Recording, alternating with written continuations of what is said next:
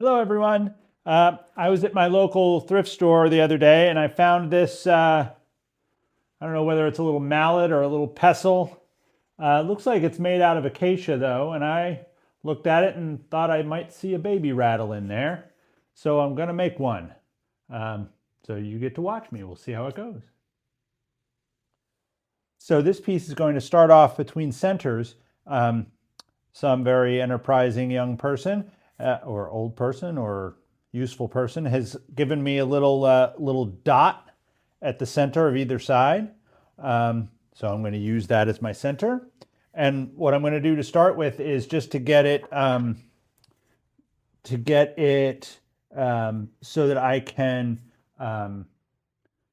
that I can grip it in a chuck, I think. Although I may not need to. This may actually be just fine to do it front to back, but between centers.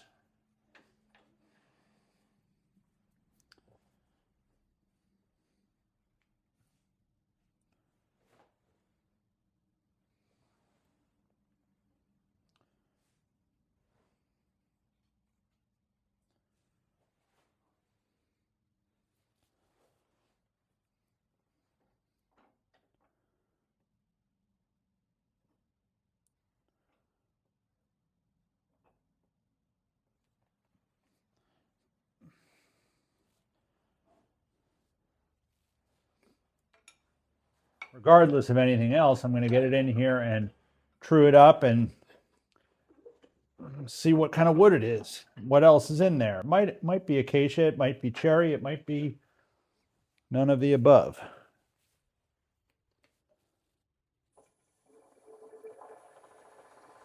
It's already turning quite true.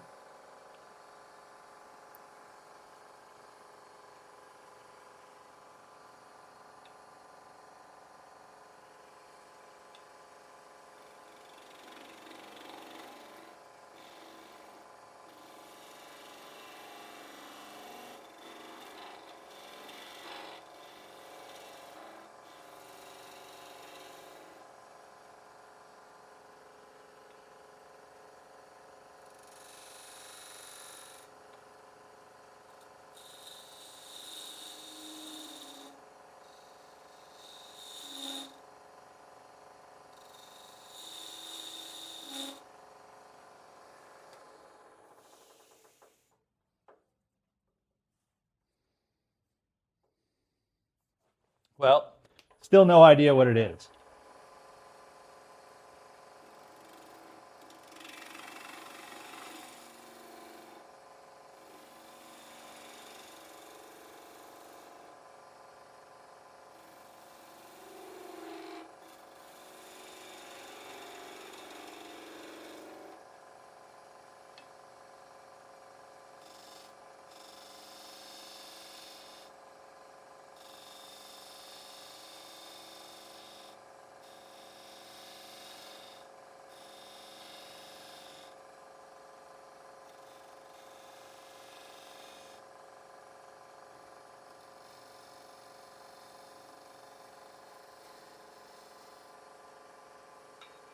I just need a little groove in there that I can put into the chuck.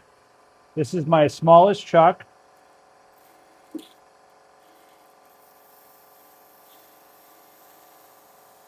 That should be just fine.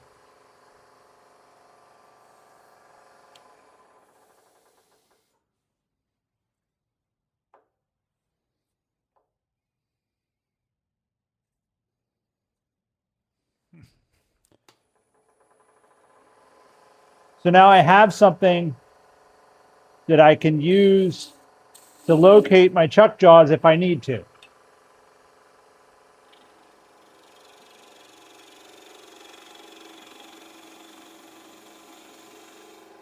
Now I'm just going to true the rest of this up.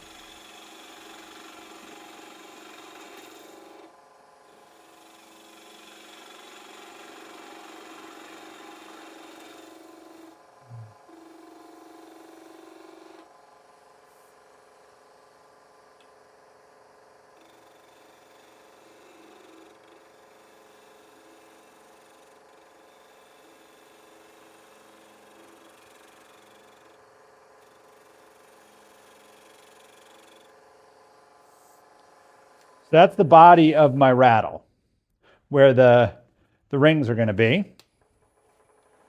Not quite true yet.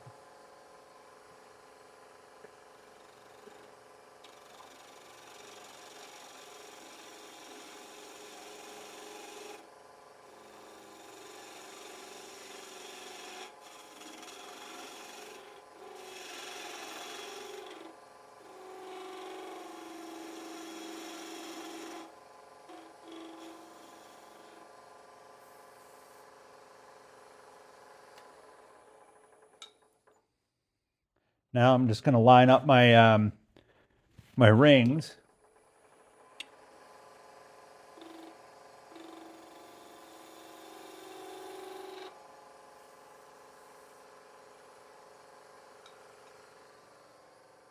Getting my parting tool that is not attached to anything.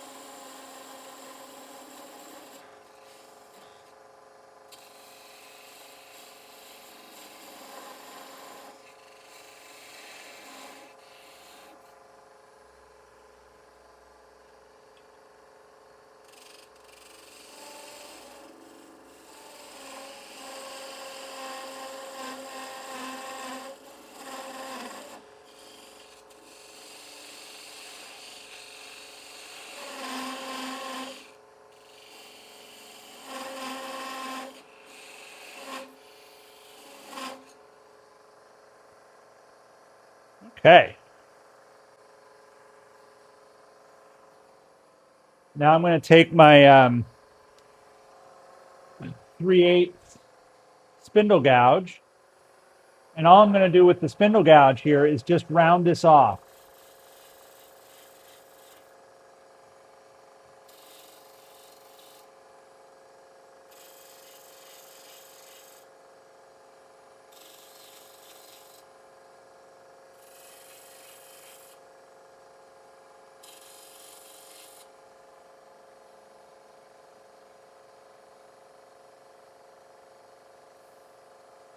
And then I'm gonna round this down a little bit also. Round both of the edges down.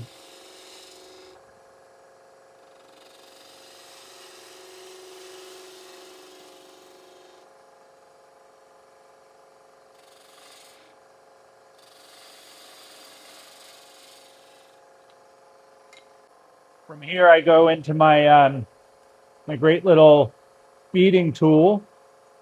It's not a beading tool. This is a tool that is specifically made to make uh, captured rings.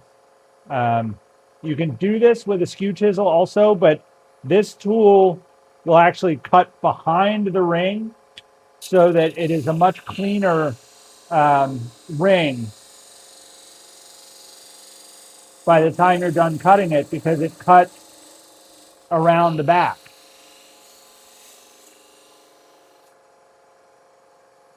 And all I do is I slip the tool around the ring, and then I pay attention to try to make sure that the tool stays, steady on the ring as I go around. This is not a fast process. Before I um, before I part the ring off, I will give it a little bit of a sanding also.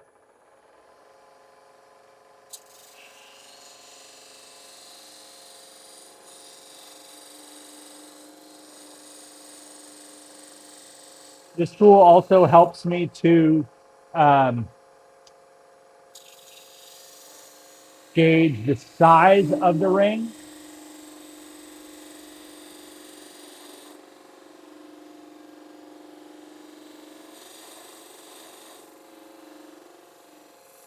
Which is also very helpful. Makes them more uniform. Although I sometimes will make them too small, but if they're too big, the tool will actually um, cut it down.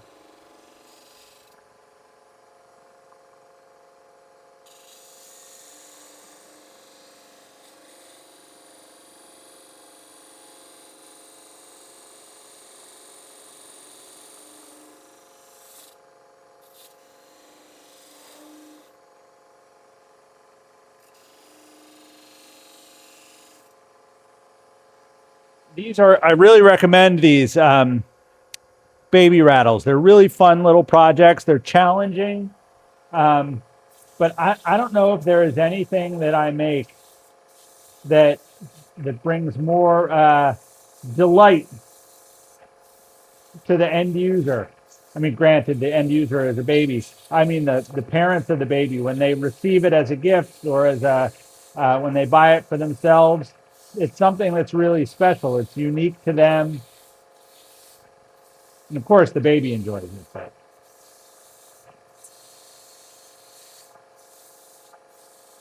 this is just 180 grit I'm putting on here. I'll do a little two. This is 240.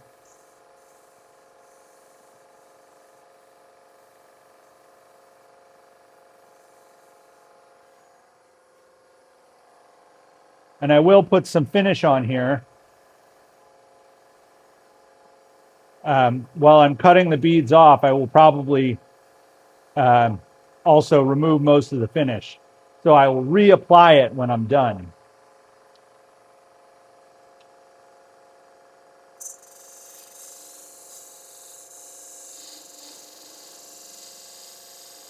This is not a race.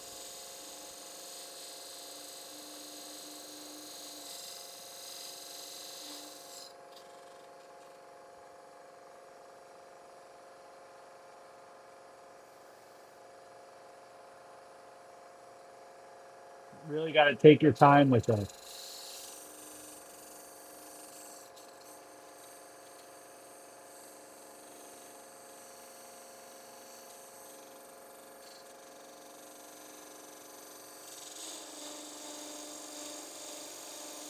Especially when you see the ring coming off.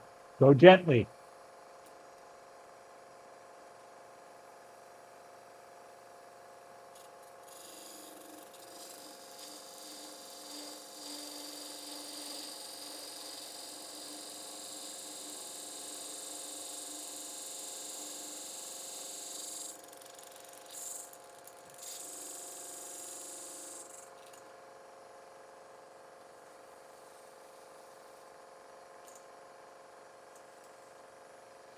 I just nicked that.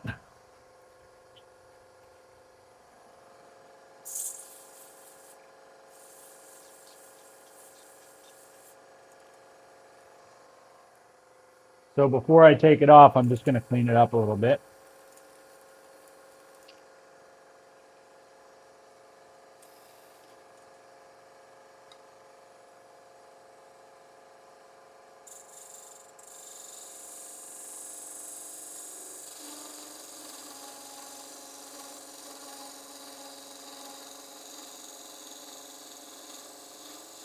You can also hear the note change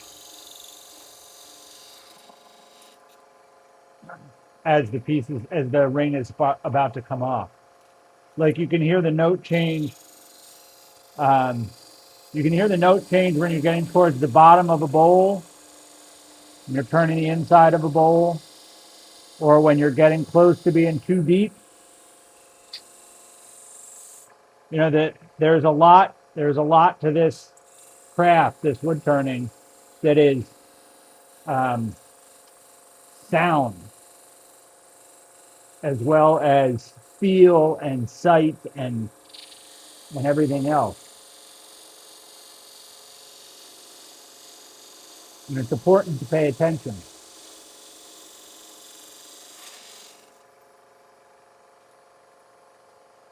All right. Now the rest of this is just making it pretty.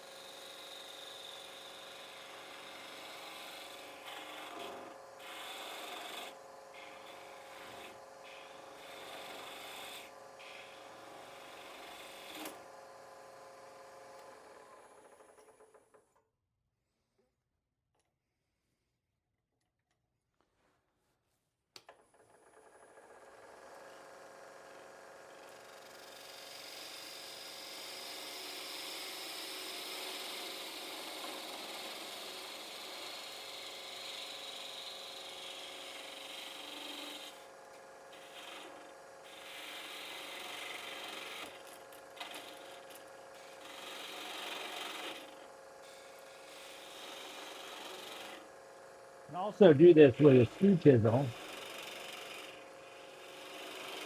I just find it easier with the long cutting edge of a spindle gouge because I can reach in underneath the ring.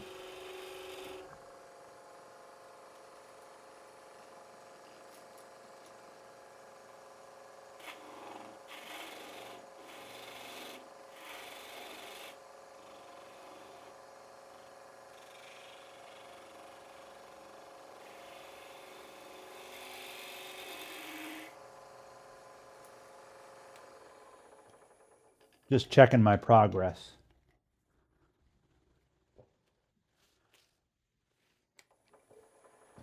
Get my smaller skew chisel, see if we can do a little bit with it.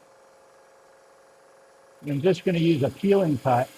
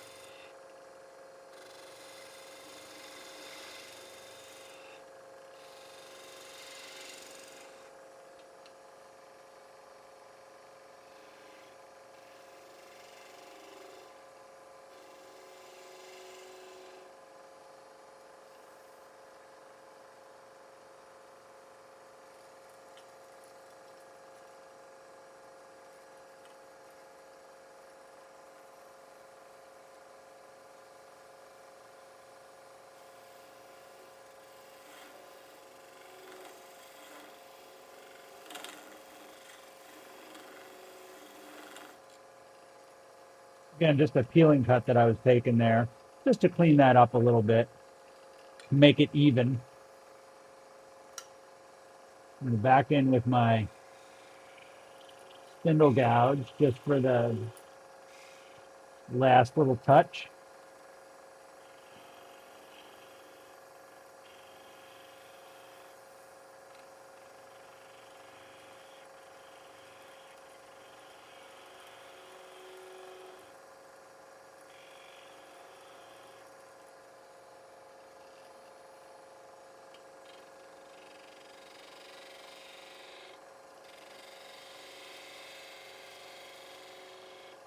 These guys are not complicated.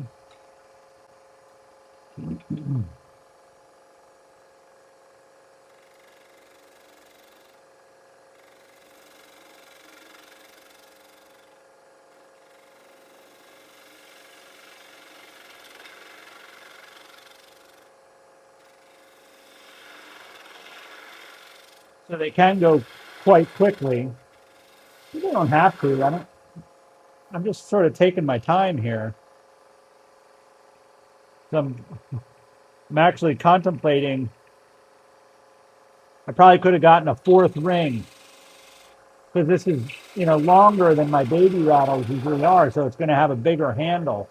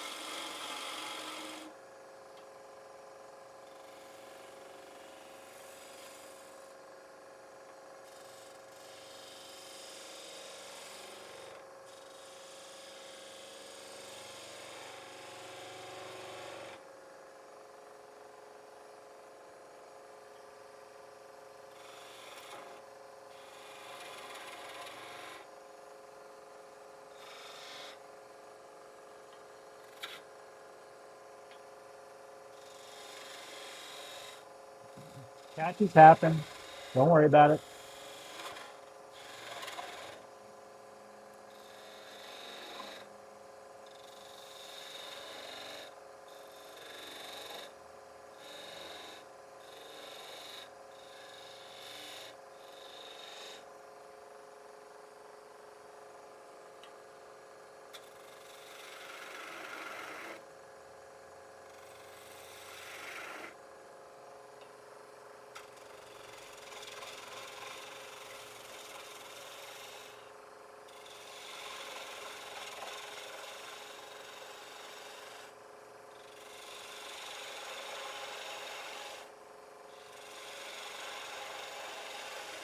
The main thing I'm doing here is adjusting the size of this handle for little hands.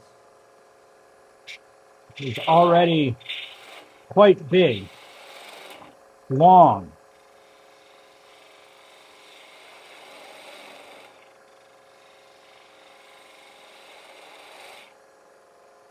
Longer than I need it to be.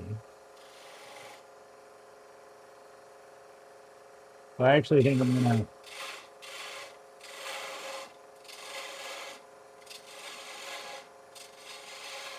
make it shorter.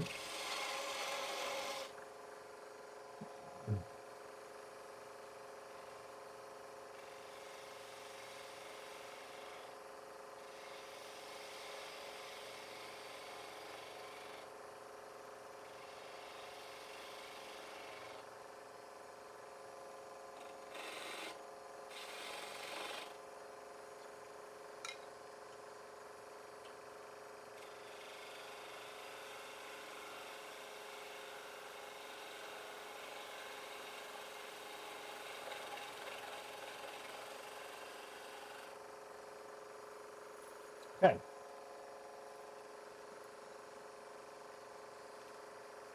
So now I'm going to sand the main part.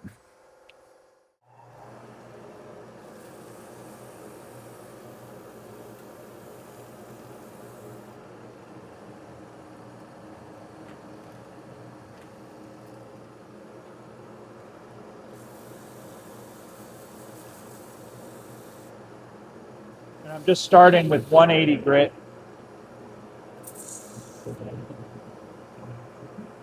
Feel something here. Little chip out. Residual from the patch that I had.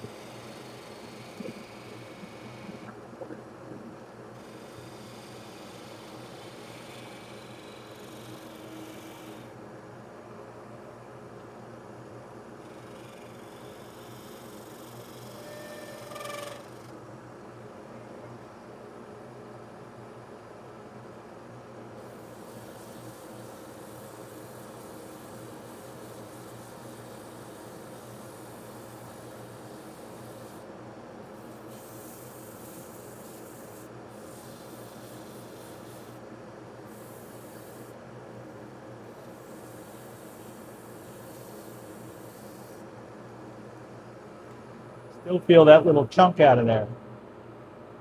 A little bit right there. You know what? I'm going to go to 120 grit. And that's going to take care of that.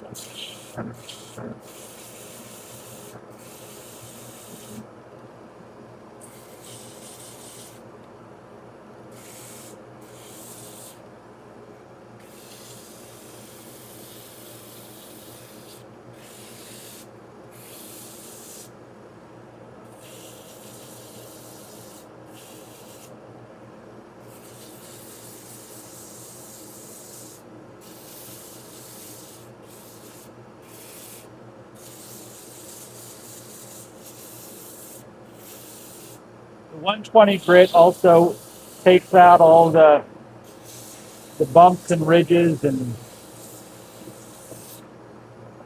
not that there are a whole lot of them if you're careful.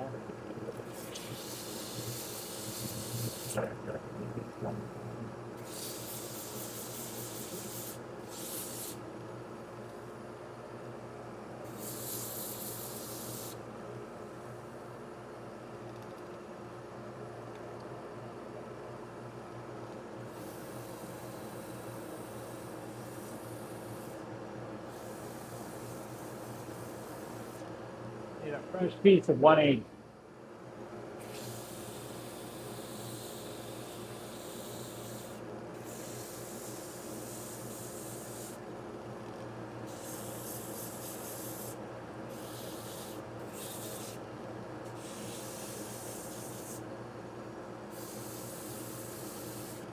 Incidentally, this piece of wood at my local thrift store cost me $4. Now, I am not one who ever buys. I very rarely buy wood. Sometimes if I have a commission that is, and the person is looking for something specific, I will go out and buy the timber. But if you've watched me, all my videos, you see, I, I don't have a great variety all the time, and I do. I get all kinds of different things. I get ash, I get cherry, I get maple, I get walnut, I get hickory, oak. But generally speaking, I turn what I have, and right now I have a lot of maple, for example. I have a lot of maple. I have a lot of cherry, um, Japanese cherry. Um, so when I find something like this in a thrift store, which doesn't happen often either, I say, oh, let's try that. Something new. I always try and keep my options open.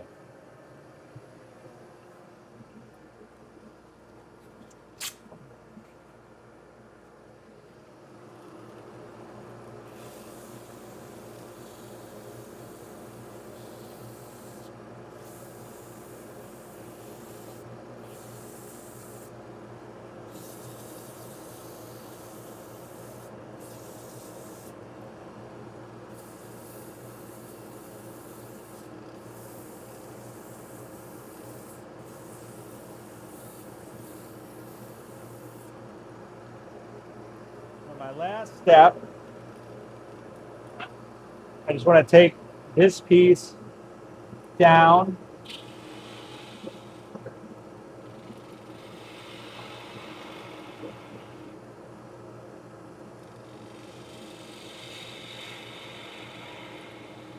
So that what I can do when I'm ready, I can just touch that on the belt sander.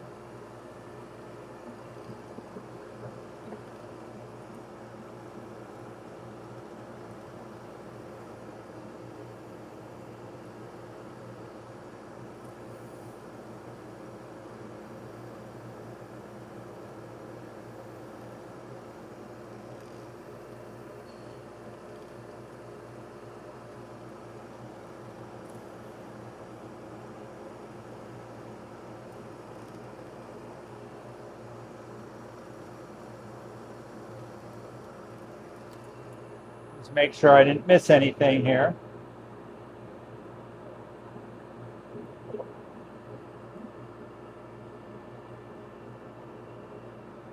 I'm going to try and find more stuff like this. That turned out really nicely.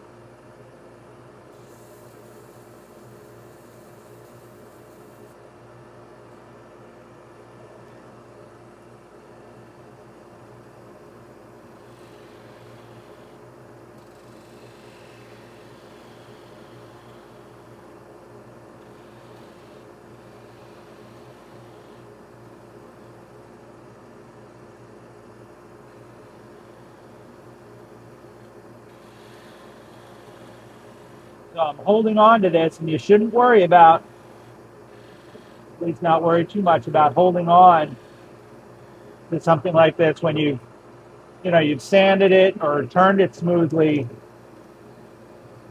won't have a whole lot of trouble holding on to it.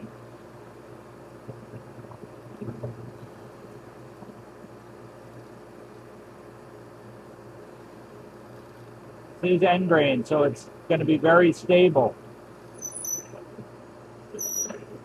There we go.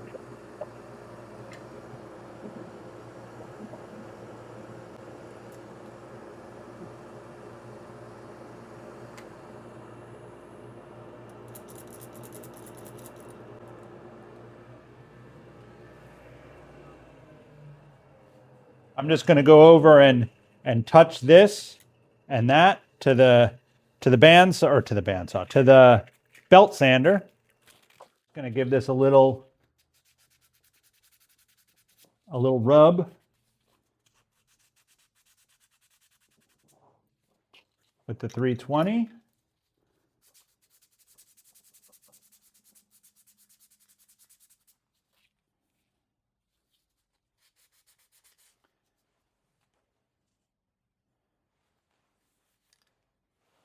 Touch with the oil and wax mixture, also around the backside of the rattles.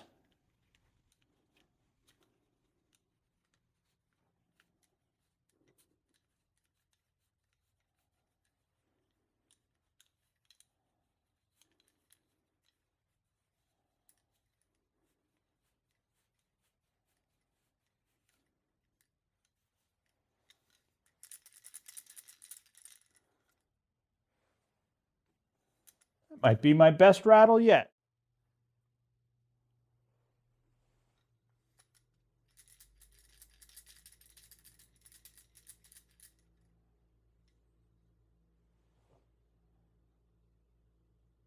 Thanks so much for watching, you guys. I hope you enjoyed it.